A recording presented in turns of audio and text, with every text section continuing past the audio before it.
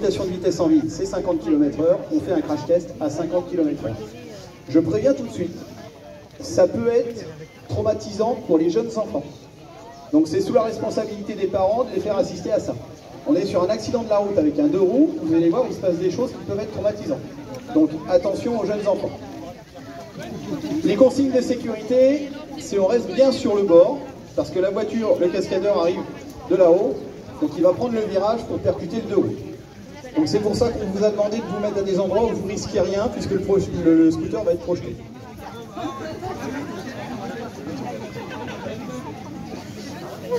Alors, et on va le faire en temps réel. Il est 15h40, comme avait annoncé Jérôme. Le crash test devait avoir lieu à 15h40. Il est 15h40. On lance le crash test.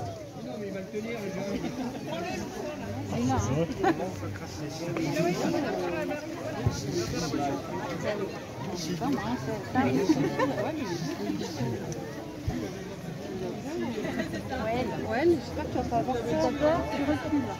D'accord ? Parce que attention, c'est... Ah oui, quand même.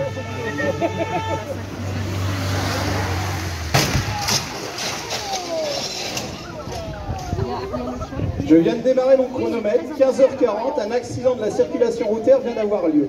À partir de maintenant, si vous voulez vous déplacer, vous répartir sur la totalité de c'est presque une demi-heure. Vous allez vous demander, qu'est-ce qu'ils font? Mais qu'est-ce qu'ils font? Ils sont longs? Non, c'est que vous êtes en attente de secours. Donc c'est un temps qui va vous paraître très très long. Là, pour information, l'accident a eu lieu il y a 6 minutes et 16 secondes. Donc on est à peu près sur un temps de réaction normal des services de secours. Et donc, comme on est à 6 minutes de l'appel, on peut considérer qu'un premier véhicule de secours va se présenter sur les lieux de l'accident.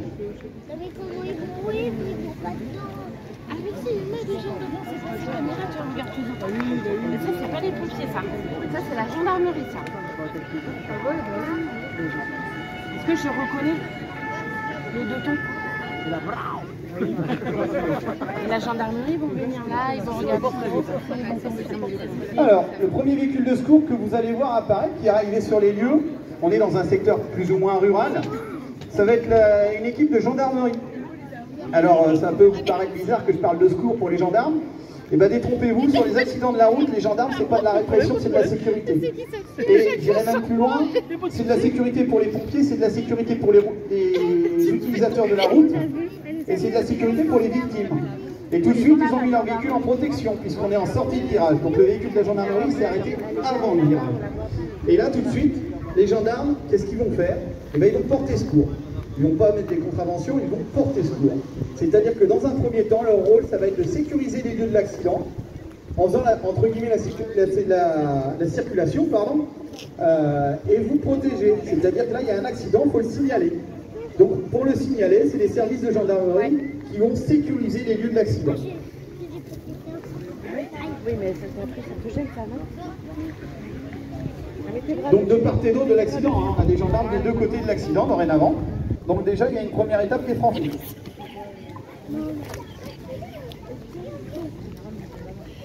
C'est maman, allez, maman.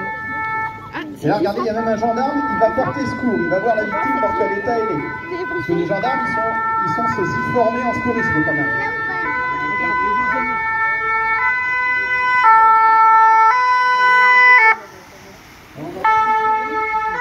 Merci beaucoup pour avoir appelé.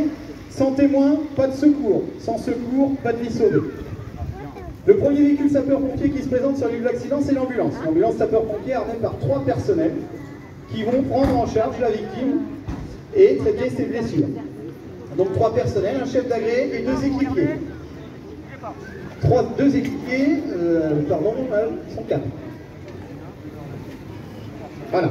Vous avez le conducteur de l'ambulance, alors on ne voit pas forcément partout, mais il a commencé à mettre des côtes de l'autre côté de la route. Donc comme ça, il y a un véhicule de secours de chaque côté de l'accident. Et là, vous voyez tout de suite qu'il y a 4 sapeurs-pompiers qui s'occupent de la victime.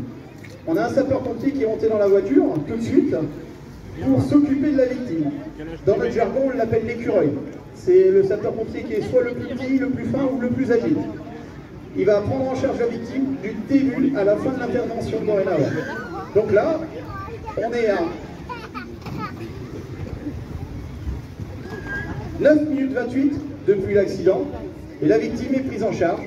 au niveau des sapeurs-pompiers secouristes.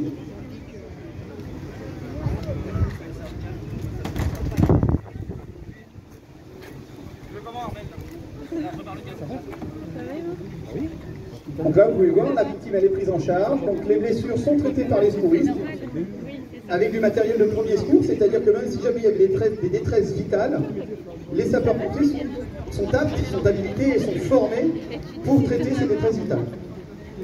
Donc là, forcément, on est sur une victime qui potentiellement présente une blessure de la colonne vertébrale, donc on va lui mettre en place un collier cervical pour l'immobiliser, et ensuite une attelle d'extraction.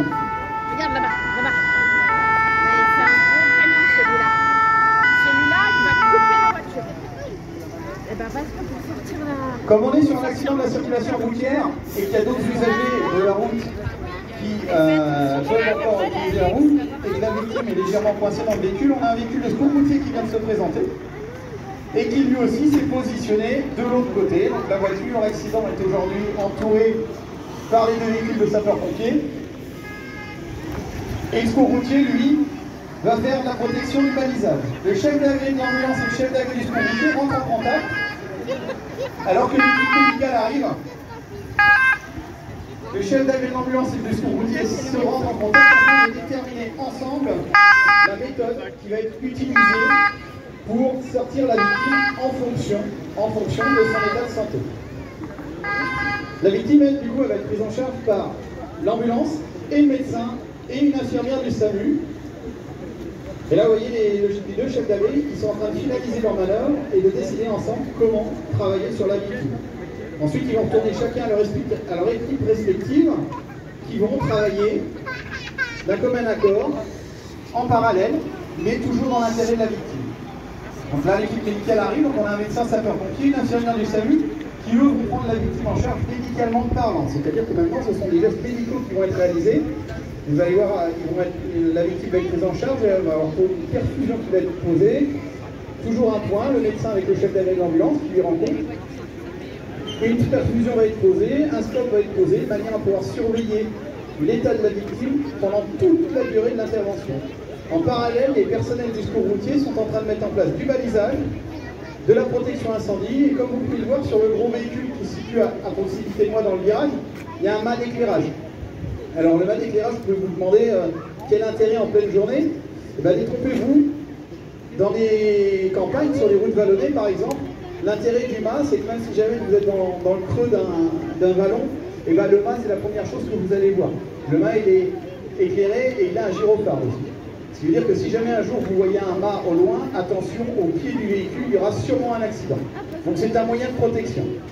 Le personnel du secours routier met en place du matériel. On anticipe déjà la suite des événements en mettant une bâche au sol pour sortir le matériel de désincarcération. Parce que pour sortir notre victime dans les meilleures conditions possibles, c'est-à-dire dans le meilleur des cas, c'est de la sortir allongée, dans l'axe arrière, on va avoir besoin d'ouvrir le coffre puisque la voiture, le coffre, est bloqué. Donc là, vous pouvez entendre le bruit de tout le matériel qui a été mis en action. On va avoir du matériel au niveau du secours routier qui fait un peu de bruit, donc ça peut être traumatisant aussi pour une victime. Regardez bien, un blessé, un accident avec un blessé. Nous avons 4 pompiers à l'ambulance, 4 pompiers au secours routier, 8, un médecin et une infirmière, 10, 2 gendarmes, 12. On est déjà à 12 personnes juste pour s'occuper d'un blessé. Et les 12 personnes travaillent, chacun a un rôle bien particulier. Là, vous voyez, le secours routier est en train de finir le balisage. Donc le balisage, à quoi ça sert? Le balisage, c'est ça. Les cônes, c'est une zone de sécurité. C'est une zone d'information et c'est une zone de sécurité. À l'intérieur de la zone de sécurité, c'est dangereux. Là où interviennent les pompiers, ça peut être dangereux pour le public. Donc, ça vous donne une idée de la zone alpha dans laquelle ne pas pénétrer. Et comme ça, nous pourrons travailler en toute sécurité dans l'intérêt de la victime. Donc là, le balisage, il remonte loin. Il remonte avant le virage, avec des triangles de présignalisation qui ont été mis en place. Et il englobe tout l'accident. Là, les forces de l'ordre, du coup, elles en profitent toujours pour sécuriser les lieux de l'intervention, mais aussi en parallèle commencer quelques constatations pour les constats d'assurance à l'issue en fonction des blessures qu'il y aura eu sur l'accident. Donc on a 2 voire 3 services publics qui travaillent en corrélation pour l'intérêt d'une véhicule.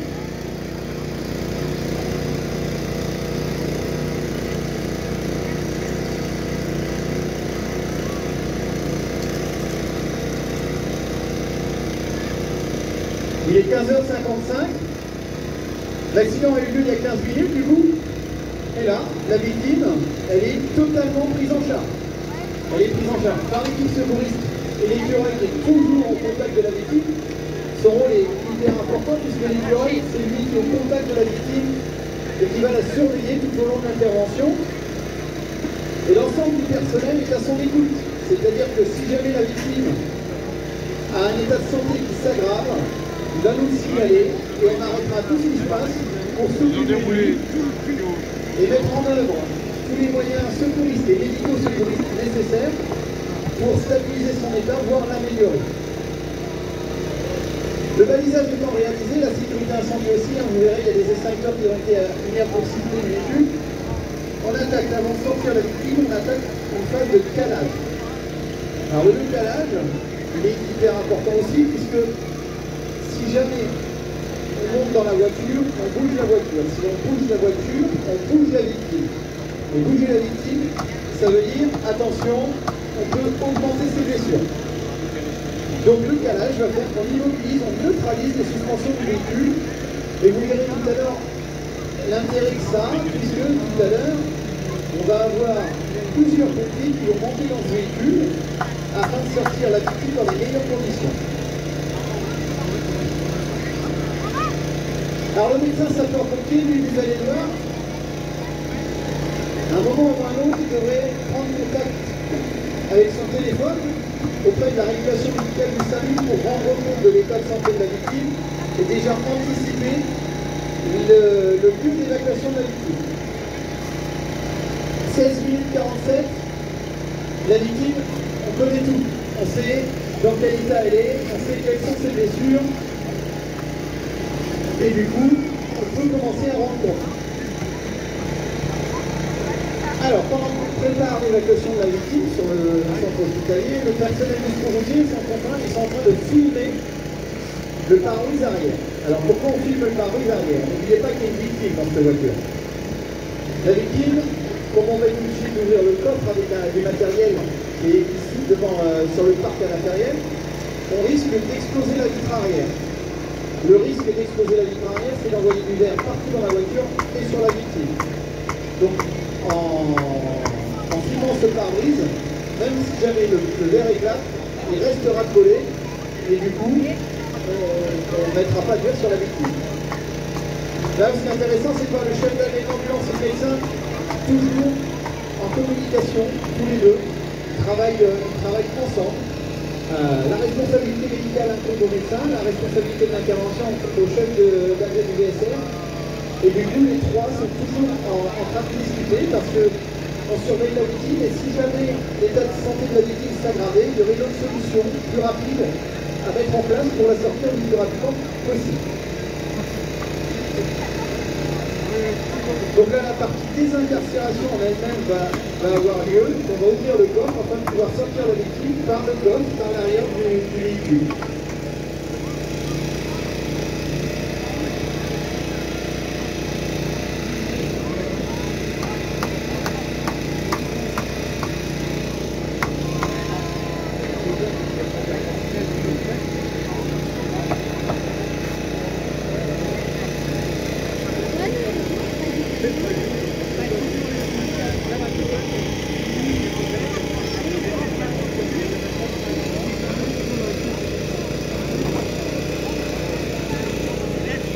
Alors, je vais m'approcher, je vais vous faire écouter. Imaginez-vous à l'intérieur de cette voiture, victime, avec quelqu'un que vous ne connaissez pas à côté de vous, et écoutez le bruit de ce qui se passe autour de vous.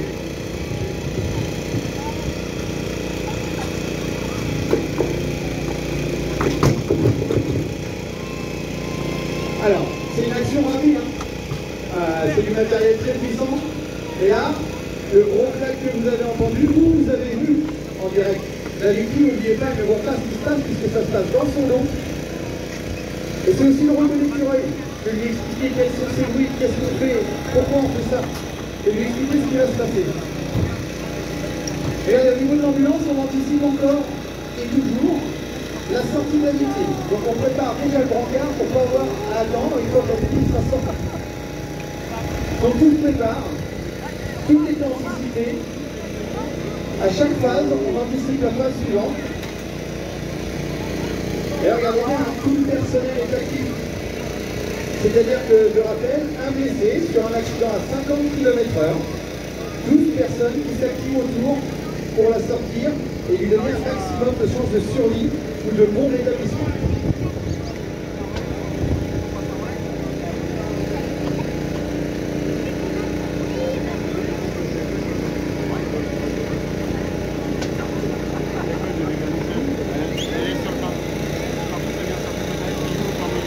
L'accident a eu lieu il y a 20 minutes et 35 secondes. Au bout de 20 minutes et 35 secondes, on est en train de mettre en place la sortie de la victime. La victime est toujours sous surveillance médicale, pardon.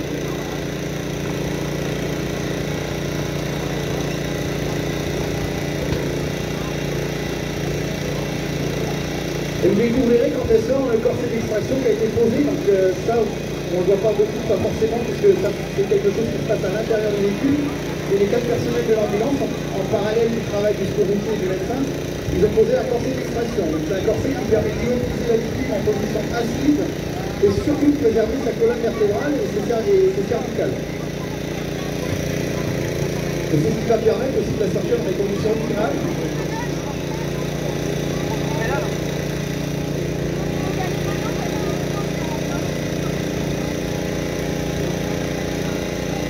Donc là, à l'intérieur de la voiture, il se passe toujours plein de choses. La victime prise en charge, la victime surveillée. Et là, on est en train de préparer en enlevant ce qui nous dérange dans le véhicule pour pouvoir allonger le siège du conducteur.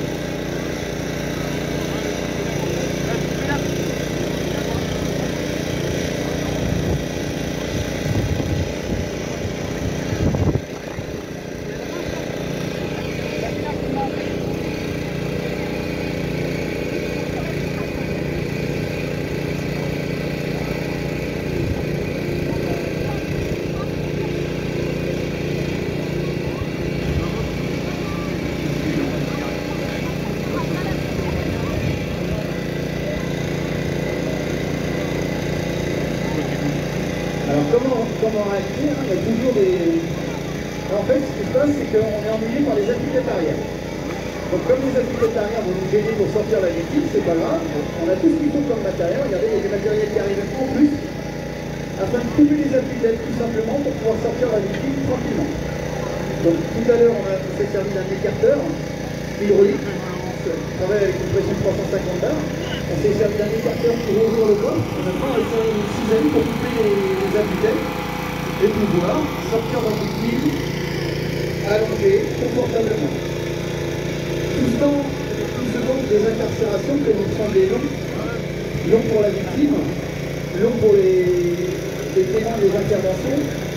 Et ce qu'il faut se dire, c'est que le temps qu'on prend à faire ça, c'est du confort de travail pour nous sapeurs-pompiers, et qui dit confort de travail pour nous sapeurs-pompiers égale prise en charge optimale de la victime. Tout ce qu'on fait, c'est généralement, et c'est tout le temps, dans l'intérêt de la victime, puisque le cœur de l'intervention, le cœur du problème, c'est la victime. Donc la cisaille, pareil, travaille sur le même groupe hydraulique, pression de 350 bars, qui va nous permettre de couper en un rien de temps tout ce qui nous dérange.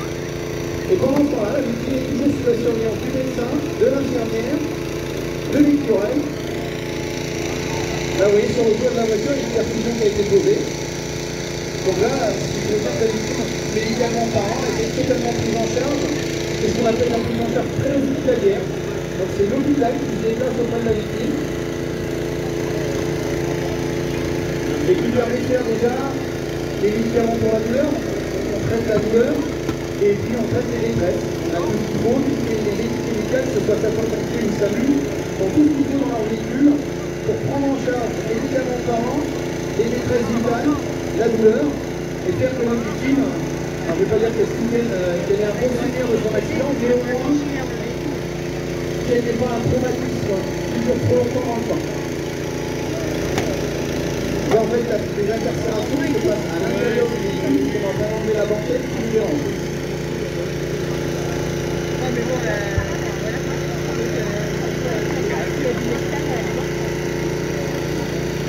Je n'ai même pas chronométré, et en moins d'une minute, ils ont carrément enlevé la banquette du véhicule pour pouvoir basculer et enfin sortir la victime.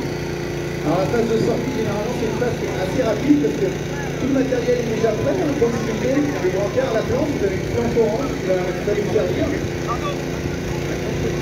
Et là, on va avoir une phase de redistribution des rôles. Puisque la victime va avoir presque 6 sapeurs-pompiers, un minimum 6 sapeurs-pompiers qui vont se relayer pour faire le rôle marche et la sortie.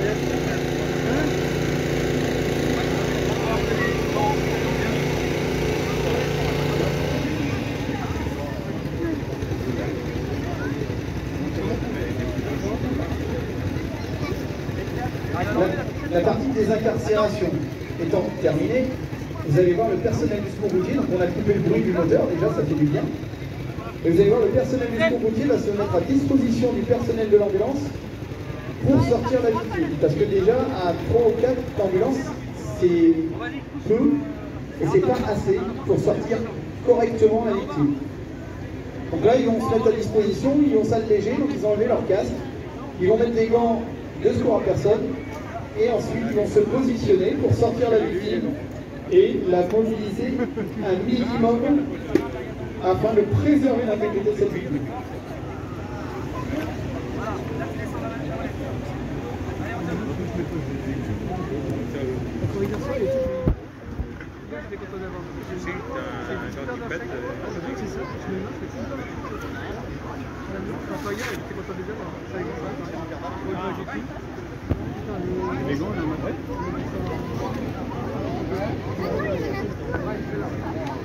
Et là, vous voyez, hein, les services, les forces de l'ordre sont toujours à notre côté. Ils sont toujours là, ils sécurisent toujours les lieux d'accident.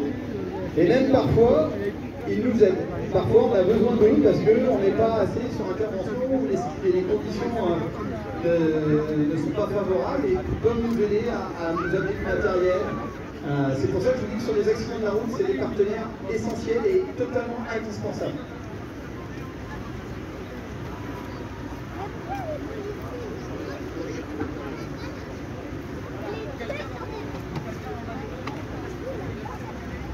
Donc là, tout le monde prépare la sortie, la planche a été insérée, le siège a été basculé, le médecin, l'infirmière, le chef d'agrément de l'ambulance, le chef d'agrément du secours routier sont coordonnés.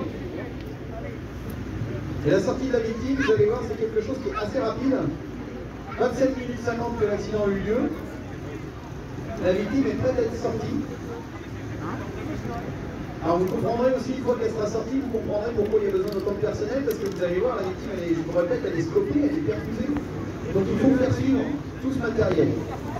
Donc on a besoin de bras, on a besoin de personnel pour ça. En sachant que, encore une fois, si son état s'aggravait, on arrête tout ce qu'on fait, on agit et on prend le plan B, entre guillemets. On a toujours un plan B, justement, en gardant à l'esprit cette possibilité que la victime ait un état qui s'aggrave. Puisqu'on la change de position, elle était dans une position assise, on l'allonge. Et les blessures, il y a celles qu'on voit et celles qu'on ne voit pas. Malheureusement, les blessures qu'on ne voit pas sont généralement les plus graves. Donc là, regardez bien, la totalité du personnel. Donc on a presque 12 sapeurs-pompiers, non pas 12, pardon. 8, allez, 8, une petite dizaine de sapeurs-pompiers qui s'activent autour de la victime pour la sortir. Et là où on est ennuyé, entre guillemets, c'est le matériel. Parce que la victime, elle sort, mais le matériel doit suivre.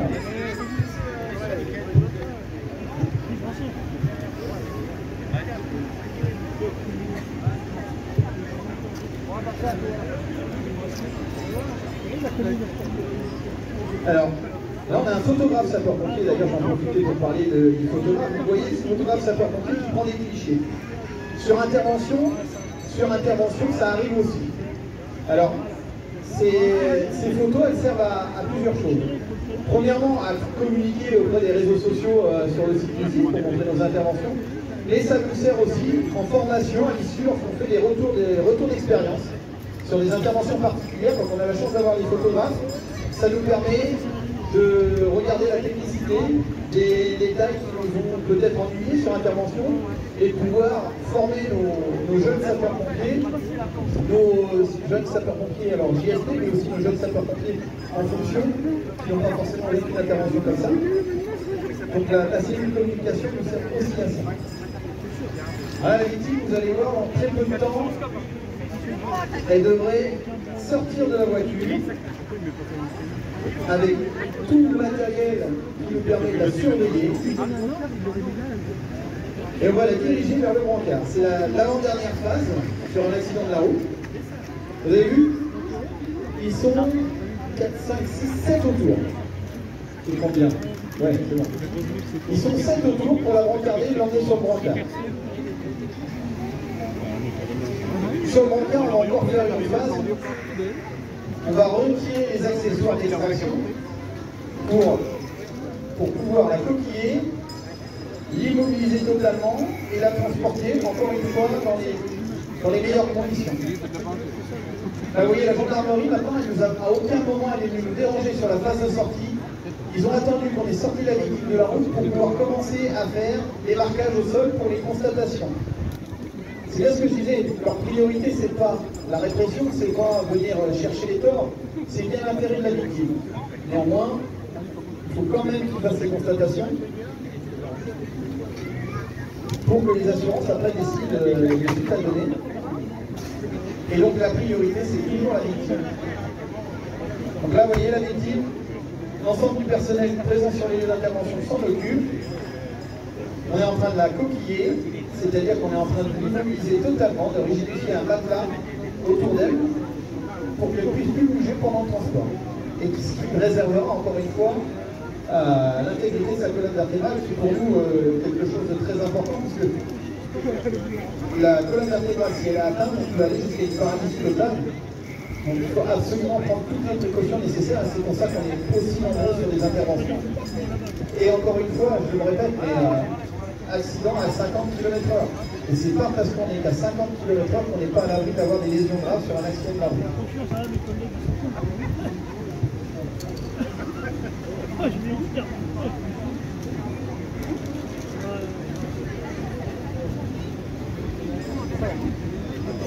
Alors, une dernière manip, vous allez voir, on va lever la victime. Donc tout le monde est là pour lever la victime d'un seul bloc, enlever la tête d'extraction, et enfin l'immobiliser. Alors, en une seule manœuvre, on a levé la victime, enlevé la tête, reposé la victime, et maintenant ils vont la coquiller, toujours sous surveillance médicale.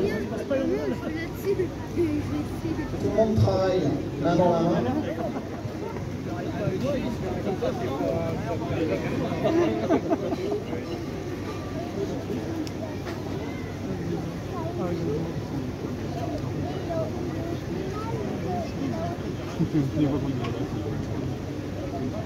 On va faire un petit point sur le timing. L'accident a eu lieu il y a 33 minutes. Alors pendant qu'ils vont la mettre dans l'ambulance, je vais vous parler de la Golden Hour. Qu'est-ce que la Golden Hour dans le cas d'un accident de la route?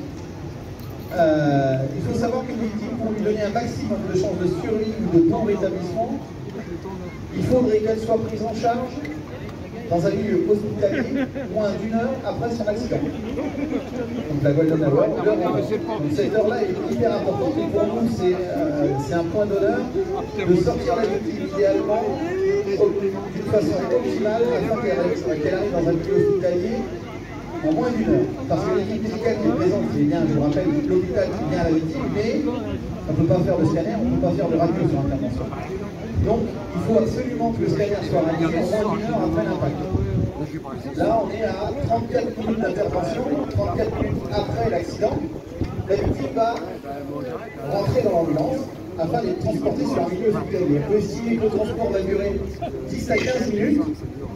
Donc, on saura en se projetant, on sera à 40-45 minutes après l'accident. On est sur un accident, la circulation idéale. La voiture n'est pas trop déformée, la désincarcération n'a pas pris trop de temps, la victime est prise en charge, et le temps de trajet fera qu'en moins de 45 minutes, elle ira à l'hôpital. Il faut savoir que sur les accidents de la route, on peut avoir des opérations de désincarcération qui durent jusqu'à 1 heure, 2 heures en fonction de la déformation des véhicules, ce qui donne des chances de survie qui diminuent en tout cas. Donc là, on est sur quelque chose qui est classique, entre guillemets, où il n'y a pas trop de travail sur la désincarcération. Et on est à très exactement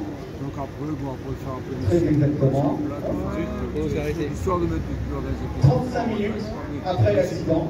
La victime vient d'être prise en charge dans le DSAV afin d'être évacuée sur un centre hospitalier. Voilà. Vous avez pu assister à un accident.